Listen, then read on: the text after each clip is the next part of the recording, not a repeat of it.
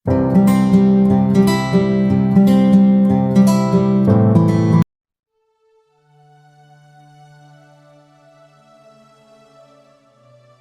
sobat-sobat misioner, jumpa kembali dalam kisah Santo Santa.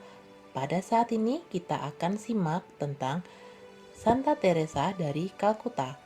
Yuk mari kita simak kisahnya.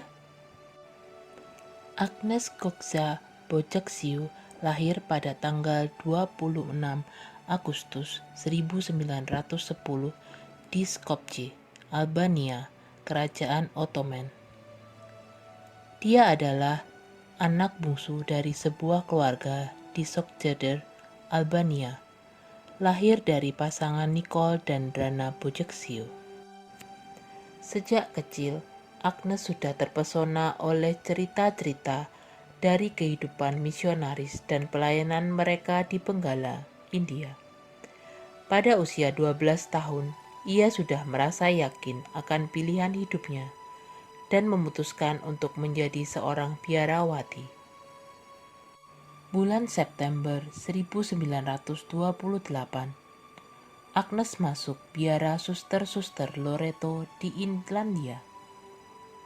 Ia memilih nama Suster Maria Teresa sebagai kenangan akan Santa Teresia Lisieux. Namun karena salah satu biarawati di situ sudah memilih nama itu, maka Agnes memilih menggunakan ejaan Spanyol Teresa. Desember 1928, Suster Teresa berangkat ke India dan tiba di Kalkuta pada tanggal 6 Januari 1929. Setelah mengucapkan kaul pertamanya pada bulan Mei 1931, Suster Teresa ditugaskan untuk mengajar di Sekolah Putri Santa Maria, Kalkuta. Pada tanggal 24 Mei 1937, Suster Teresa mengucapkan kaul kekalnya. Meskipun Teresa menikmati mengajar di sekolah, ia semakin terganggu oleh kemiskinan di sekitarnya. Kelaparan di Benggala 1943 membawa penderitaan dan kematian ke kota serta kekerasan antar umat Hindu dan Muslim. Pada bulan Agustus 1946 membuat kota itu hidup dalam keputusasaan dan ketakutan. Pada tanggal 10 September 1946, dalam perjalanan kereta api dari Kalkuta ke Darjeeling untuk menjalani retret tahunannya, Ibu Teresa menerima inspirasi panggilan dalam panggilannya. Pada hari itu, dengan suatu cara yang tidak pernah dapat dijelaskannya, dahaga Yesus akan cinta kasih dan akan jiwa-jiwa memenuhi hatinya. Ibu Teresa lalu mengadopsi kewarganegaraan India dan menghabiskan beberapa bulan di Patna untuk menerima pelatihan dasar medis di Rumah Sakit Keluarga Kudus. Pada tanggal 21 Desember, untuk pertama kalinya, Ibu Teresa keluar masuk perkampungan kumuh India. Ia mengunjungi keluarga-keluarga, membasuh borok dan luka beberapa anak, merawat seorang bapak tua yang tergeletak sakit di pinggir jalan, dan merawat seorang wanita sekarat yang hampir mati karena kelaparan dan TBC.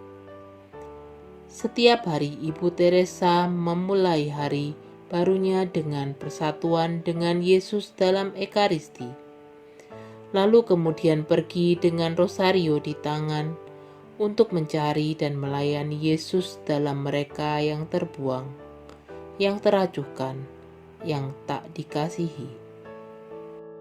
Pada awal tahun 1949, ia bergabung dalam usahanya dengan sekelompok perempuan muda dan meletakkan dasar untuk menciptakan sebuah komunitas religius baru.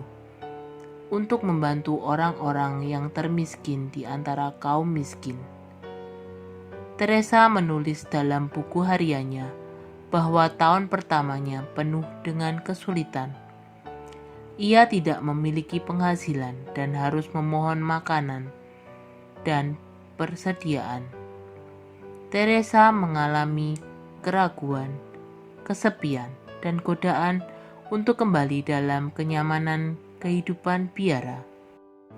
Teresa mendapatkan izin dari Vatikan pada tanggal 7 Oktober 1950 untuk memulai sebuah kongregasi yang kemudian menjadi Kongregasi Misionaris Cinta Kasih yang mempunyai misi untuk merawat orang-orang yang lapar, telanjang, tunawisma, orang cacat, orang buta, penderita kusta, semua orang yang merasa tidak diinginkan, tidak dicintai, tidak diperhatikan seluruh masyarakat, orang yang telah menjadi beban bagi masyarakat dan dihindari oleh semua orang.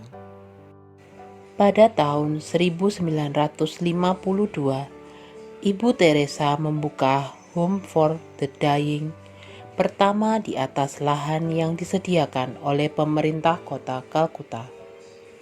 Dengan bantuan para pejabat India, ia mengubah sebuah kuil Hindu yang ditinggalkan menjadi Home for the Dying, sebuah rumah sakit gratis untuk orang miskin.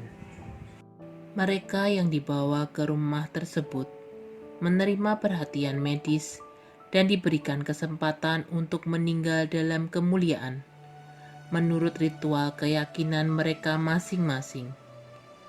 Muslim membaca Al-Quran, Hindu menerima air dari sungai Gangga, dan Katolik menerima sakramen minyak suci. Sebuah kematian yang indah, katanya, adalah untuk orang-orang yang hidupnya diperlakukan seperti binatang, mati seperti malaikat. Ibu Teresa segera menyediakan tempat tinggal untuk mereka yang menderita penyakit kusta dan menyebut tempat ini sebagai Shanti Nagar atau kota kedamaian.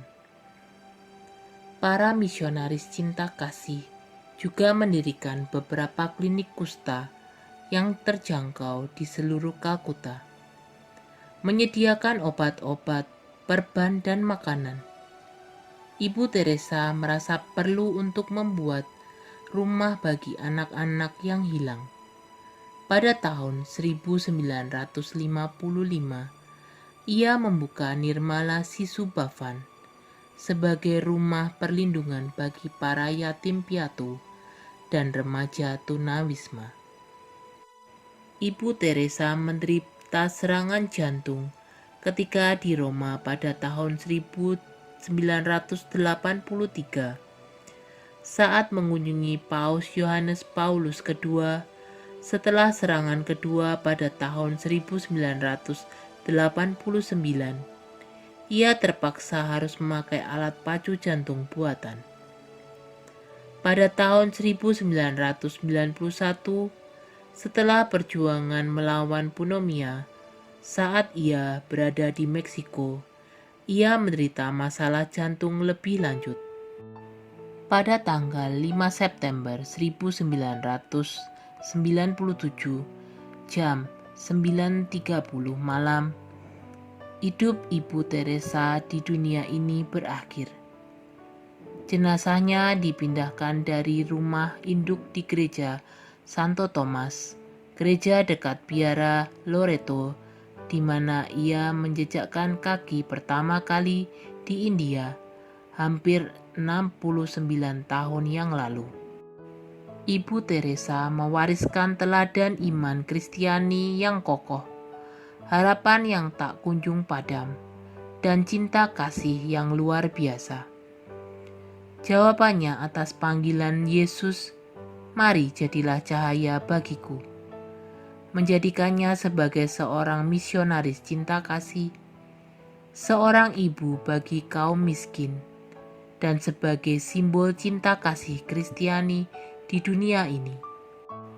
Dari kisah Santa Teresa dari Kalkuta, sobat-sobat misioner dapat mengambil teladan yang luar biasa, yaitu melayani sesama tanpa memandang status sosial, memiliki cinta bagi sesama, peduli pada sesama yang tersingkirkan dari dunia. Nah, sekian kisah Santo Santa kali ini. Sampai jumpa di kisah Santo Santa berikutnya. Salam misioner.